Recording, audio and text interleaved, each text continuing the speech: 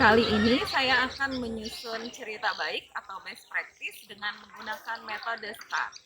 Situasi, tantangan, aksi, hasil refleksi, dan dampak di SMK Negeri 2 Brau, Provinsi Kalimantan Timur. Adapun tujuan yang ingin saya capai dalam best practice kali ini adalah meningkatkan motivasi, literasi, dan numerasi peserta didik dalam pembelajaran matematika dengan menerapkan model Problem Based Learning atau PBL. Adapun hal yang melatar belakangi best practice ini adalah satu, motivasi dan minat peserta didik rendah. Hal ini dikarenakan pembelajaran yang masih bersifat monoton sehingga kurang menarik minat peserta didik. Yang kedua, rendahnya literasi dan numerasi peserta didik.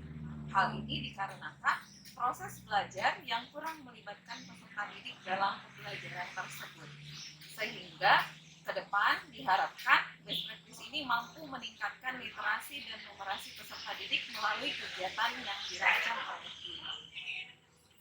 Praktik baik ini penting untuk dibagikan sehingga bisa menjadi solusi bagi praktisi-praktisi pendidikan yang membutuhkan serta teman-teman sejawat yang memiliki permasalahan yang sama seperti saya. Dan sehingga praktik baik ini juga bisa menjadi motivasi baik bagi rekan-rekan ataupun bagi diri saya sendiri untuk senantiasa memperbaiki proses pembelajaran yang berlangsung di kelas saya agar dapat lebih baik lagi. Adapun peran saya dalam best practice kali ini cukup penting, yaitu sebagai guru pelajaran matematika yang berfungsi untuk mendidik, mengarahkan, merefleksi, serta mengevaluasi proses pembelajaran matematika yang berlangsung bagi peserta didik. Dan dalam best practice ini saya dibantu oleh dosen dan guru pamong yang membantu mengarahkan serta memvalidasi perangkat yang saya buat agar sesuai dengan tujuan yang diharapkan. Adapun beberapa tantangan yang saya hadapi dalam pembuatan penyusunan best practice kali ini adalah satu, menentukan strategi yang tepat dan model pembelajaran yang kreatif, inovatif, serta variatif untuk meningkatkan motivasi peserta didik, sehingga pembelajaran akan lebih banyak berpusat kepada peserta didik. Yang kedua, meningkatkan kemampuan literasi siswa melalui penyusunan bahan ajar, media pembelajaran yang menarik, serta penyusunan LKPD atau lembar kerja peserta didik berbasis masalah kontekstual.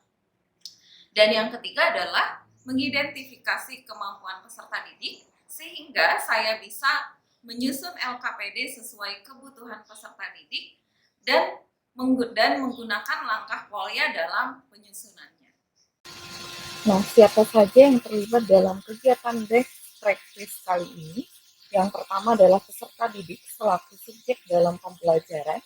Yang kedua adalah guru selaku perancang dan fasilitator. Yang ketiga adalah rekan sejawat selaku observer. Yang keempat adalah wakil kepala urusan kurikulum dan kepala sekolah selaku supervisor.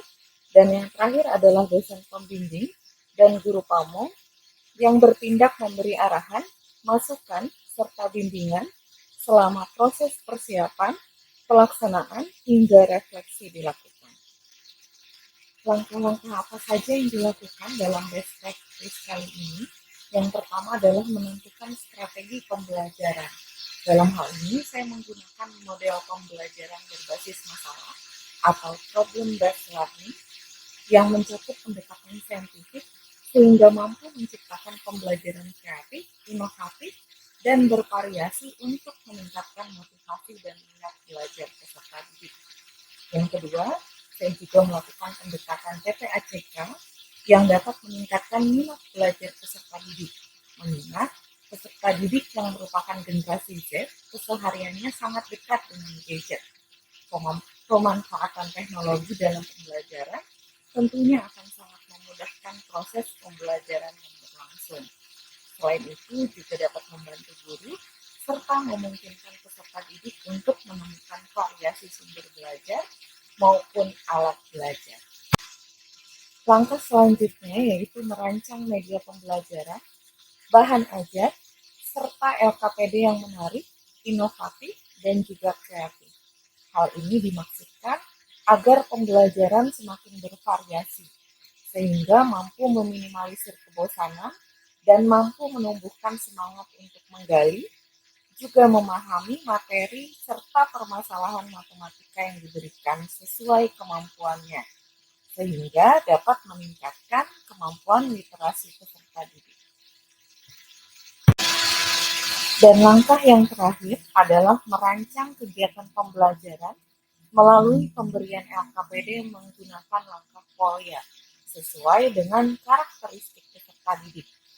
Dalam hal ini, tentunya LKPD disusun berbasis masalah kontekstual sesuai dengan indikator pencapaian kompetensi atau IPK yang telah dirumuskan. Pemberian LKPD membuat peserta didik memiliki ruang untuk mengasah kemampuan literasi dan numerasi secara kooperatif. Akan terjadi diskusi dan kolaborasi antar peserta didik. Selain itu juga peserta didik akan berpikir kritis dan kreatif dalam menyelesaikan permasalahan matematika yang diberikan. Setelah menentukan langkah-langkah apa saja yang harus saya lakukan guna mencapai tujuan, selanjutnya saya akan masuk kepada penjelasan tentang proses apa saja yang sudah saya lakukan. Setidaknya dalam best practice kali ini, ada 3 proses yang telah saya lakukan. Proses pertama yang saya lakukan adalah menggunakan model pembelajaran problem-based learning. Problem-based learning sendiri terdiri dari 5 sintak pembelajaran. Yang pertama adalah mengorientasikan peserta didik pada masalah. Yang kedua, mengorganisasikan peserta didik dengan cara membentuk kelompok dengan adanya tutor sebaya. Yang ketiga adalah membimbing penyelidikan individu maupun kelompok. Yang keempat, mengembangkan dan menyajikan hasil karya. Dan yang terakhir, mengevaluasi cara pemecahan masalah yang ditemukan oleh peserta didik. Proses kedua yaitu penyajian media pembelajaran, bahan ajar, dan lembar kerja peserta didik. Media pembelajaran dan bahan ajar didesain dalam bentuk PPT Canva dengan desain yang menarik, disertai kalimat-kalimat yang jelas berkaitan dengan aktivitas maupun proses pembelajaran yang diharapkan terjadi di dalam kelas. Lembar kerja peserta didik dirancang berbasis masalah kontekstual yang relevan dengan masalah yang dihadapi peserta didik dalam kesehariannya, sehingga diharapkan pembelajaran yang didapatkan bisa lebih bermakna. Proses yang terakhir yaitu penyajian LKPD sesuai dengan karakteristik peserta didik, di mana pembelajaran dilakukan dengan diskusi kelompok dan kolaborasi antar siswa dengan menggunakan sistem tutor sebaya. Lembar kerja peserta didik atau LKPD dirancang secermat mungkin menggunakan langkah FOIA, yakni memahami masalah, merencanakan pemecahan masalah, melaksanakan perencanaan pemecahan masalah, dan mengecek kembali. Dari sini diharapkan peserta didik mampu mengembangkan cara berpikir sistematis yang membantu mereka menyelesaikan masalah matematika yang diberikan. Setidaknya ada beberapa sumber daya yang saya gunakan dalam penyusunan best practice kali ini. Di antaranya, desain media pembelajaran menggunakan aplikasi web Canva, juga berkolaborasi dengan peserta didik menggunakan Google Form untuk refleksi atau WhatsApp Group untuk membagikan bahan ajar. Perangkat yang digunakan dalam kegiatan ini adalah LCD proyektor, laptop, dan HP peserta didik, serta papan tulis dan spidol. Dampak dari aksi dan langkah-langkah yang telah dilakukan menunjukkan hasil yang efektif. Hal ini bisa dilihat setidaknya dari 3 poin. Yang pertama, penerapan model pembelajaran problem-based learning atau PBL dapat meningkatkan kualitas pembelajaran yang berpusat pada peserta didik, sehingga motivasi dan minat peserta didik meningkat karena pembelajaran didesain lebih interaktif, variatif, dan tidak monoton. Yang kedua, penyajian LKPD berbasis kontekstual, media pembelajaran yang menarik, dan bahan ajar sesuai kebutuhan peserta didik berperan penting menumbuhkan kemampuan literasi peserta didik, khususnya dalam memahami masalah matematika yang diberikan. Yang ketiga, penerapan langkah FOIA dalam LKPD, diskusi kelompok, presentasi, dan pemberian tanggapan, serta pemberian umpan balik yang positif, sangat efektif untuk meningkatkan penguasaan materi dan kemampuan peserta didik dalam menyelesaikan masalah matematika yang diberikan. Faktor keberhasilan proses pembelajaran ini sangat ditentukan oleh 3 hal. Yang pertama adalah kemampuan serta keterampilan guru dalam menerapkan model pembelajaran yang kreatif, inovatif, serta variatif, dan menekankan proses pembelajaran pada aktivitas peserta didik. Yang kedua, media pembelajaran yang menarik ternyata mampu meningkatkan motivasi peserta didik menjadi lebih baik.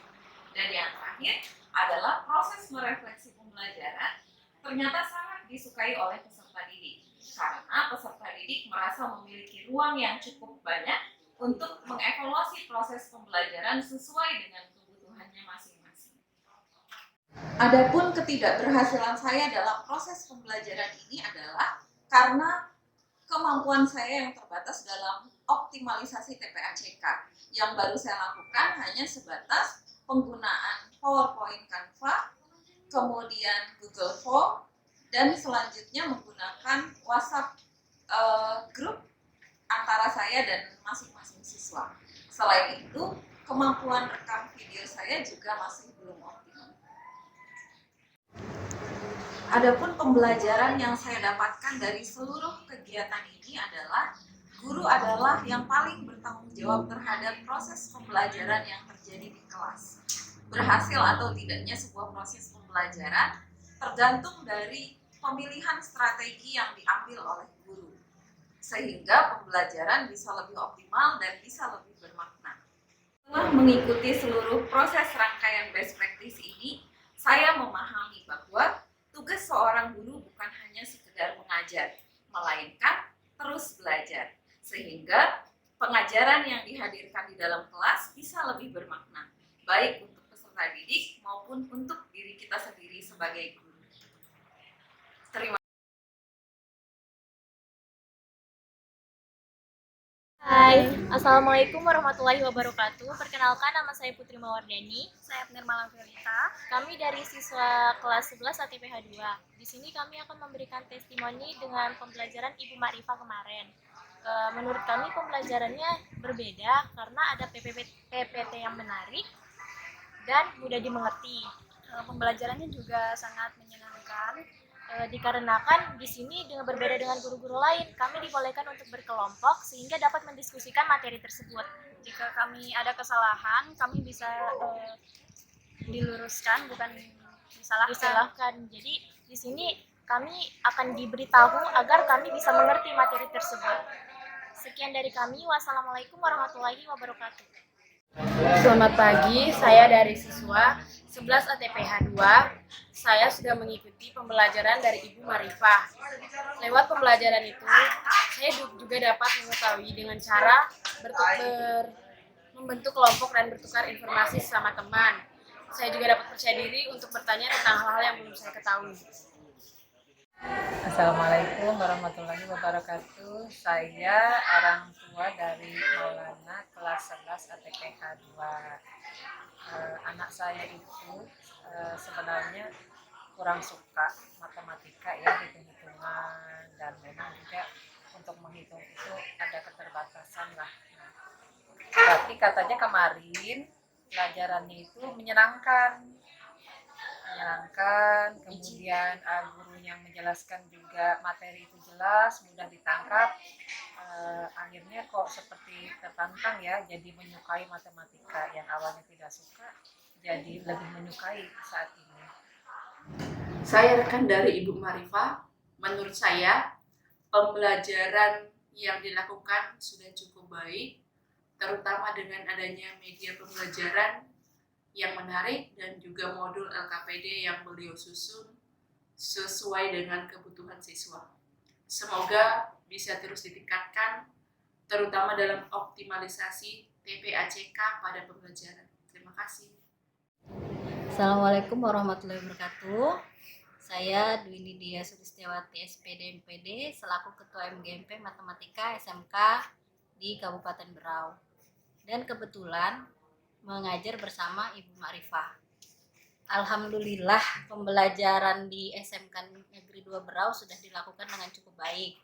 Sudah menekankan aktivitas siswa melalui pengerjaan LKPD dan kegiatan kolaboratif lainnya. Harapannya ini dapat terus ditingkatkan.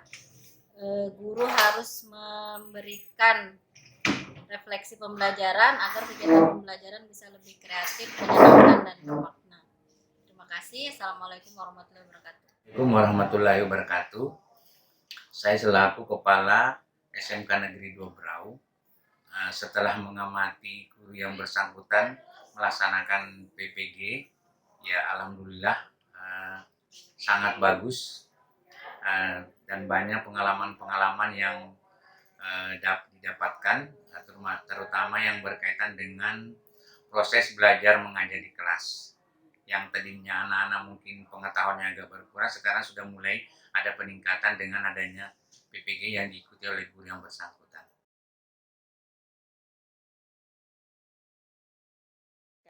Baik, Assalamualaikum warahmatullahi wabarakatuh. Ya, apa kabar pagi ini? Ya, alhamdulillah kalau pembelajaran juga akan lancar gitu ya. Tidak ada yang loyo? Baik, sebelum kita mulai pembelajaran, silahkan berdoa dulu. Ketua kelas, Mikel, silahkan.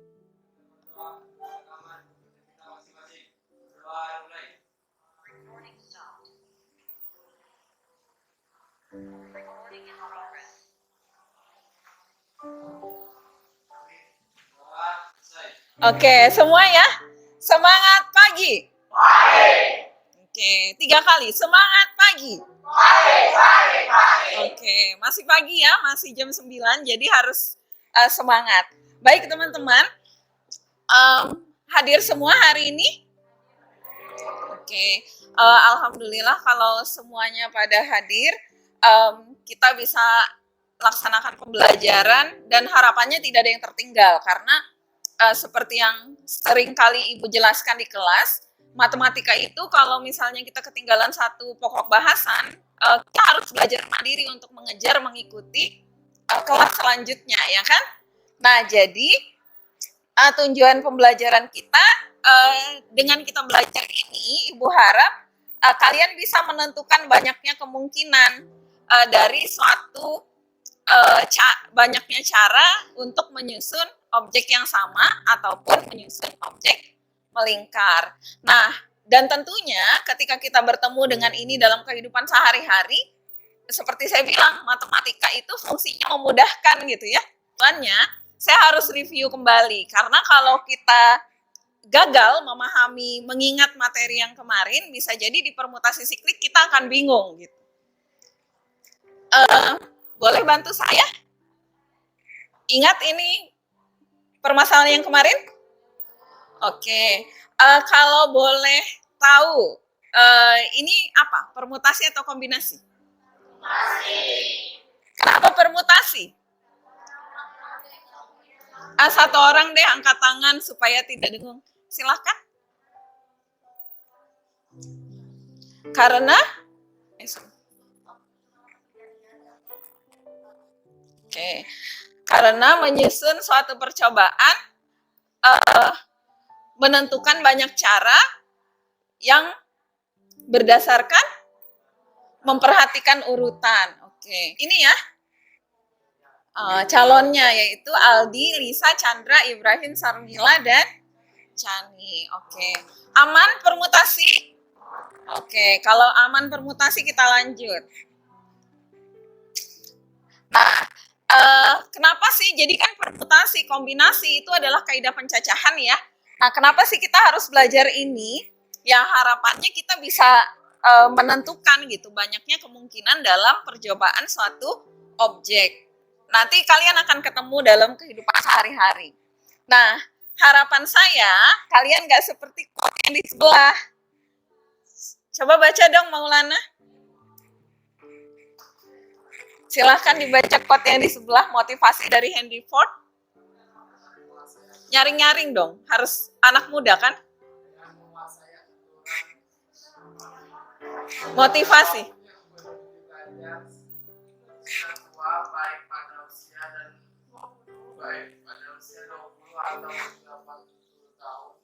Oke, mengerti maksudnya? Siapapun yang berhenti belajar, dia sudah tua. Mau usianya 20 ataupun 80 tahun.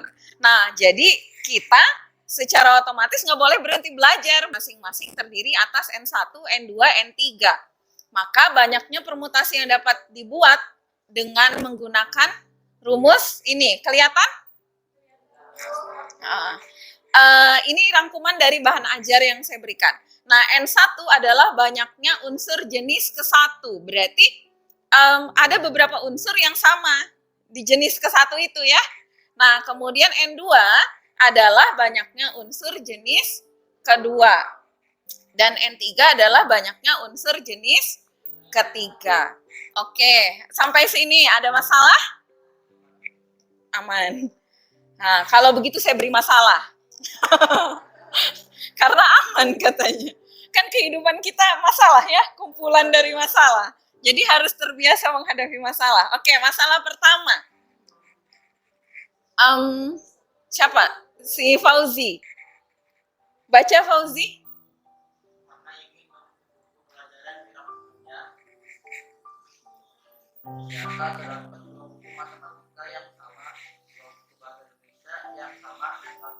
Bentuk dulu. Yang kemarin sudah Ibu share.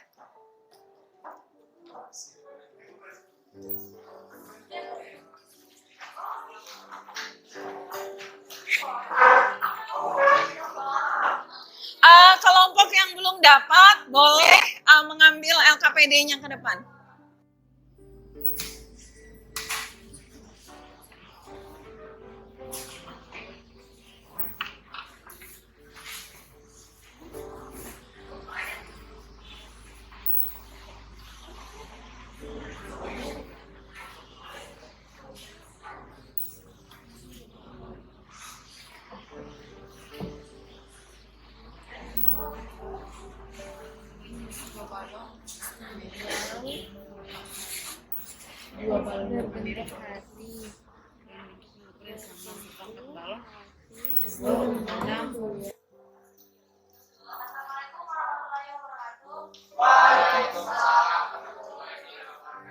Di sini saya akan menjelaskan tentang permasalahan 1. Jadi P itu sama dengan total semua buku yang cara untuk menyusun buku itu. Jadi Total semua buku yang mau disusun ya. Terus totalnya semua ada 9 cara 9 faktorial. faktorial.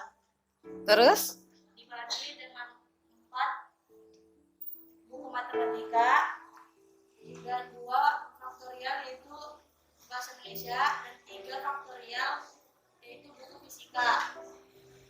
Jadi 3 diturunkan 9 4 9 kali 8 kali 7 kali 6 kali 5 kali 4. kenapa ini begini? Karena Faktorial. Oke. Dari ayah ibu yang duduk berdampingan. Ada nggak di atasnya? Nggak ada. Benar ada yang begini? Semuanya sama? Semuanya Sampai 24, berarti semuanya dong, termasuk yang ayah ibu berdampingan. Ini benar ya, kan kita cari yang tidak berdampingan.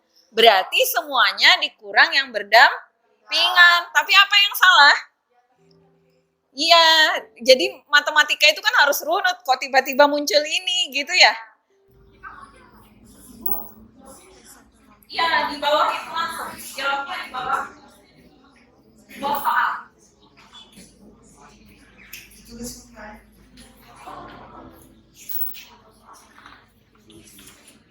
Nanti semua LTPD ataupun LKPD-nya akan dikumpul ya.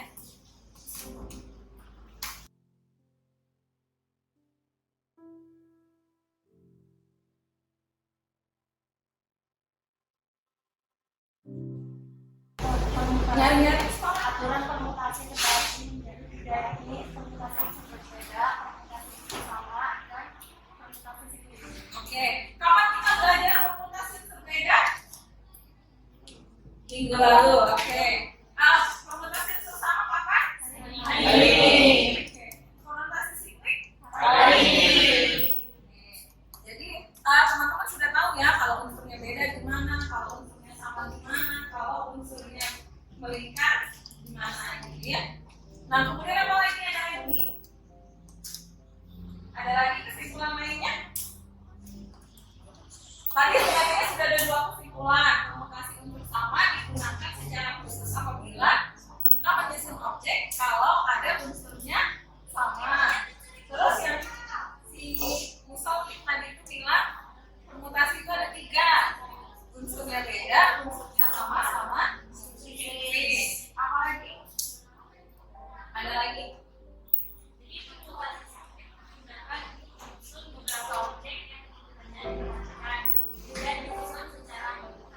Oke, permutasi siklik ya. Permutasi siklik digunakan jika kita ingin menyusun objek, tapi secara posisinya lingkar. Oke, baik teman-teman, terima kasih banyak atas kesempatan, perhatian dan juga kehadirannya hari ini. Semoga di waktu yang akan datang kita bertemu lagi materi peluang, ya. Mudah ya peluang, insya Allah. Ya, ya. Nah, baik, itu saja dari info hari ini. Karena waktu sudah habis, silakan untuk kembali pelajaran. Kalau lagi semikian, sekarang silakan siapa yang mau di bawah. Ayo, oke, silakan Rio. Oke, Rio. Sudah?